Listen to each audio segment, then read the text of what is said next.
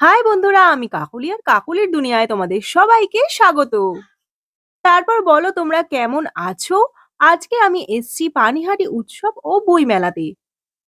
মেলায় কি আর একা একা ঘুরতে ভালো লাগে? তাই একা তো আসিনি, এসেছি অনেকের সাথে।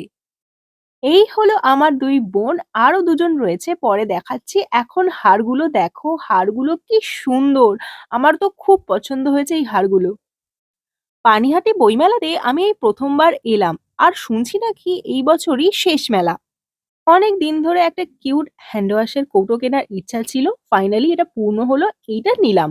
এবার চলে এসেছি একটু ফুচকা খেতে।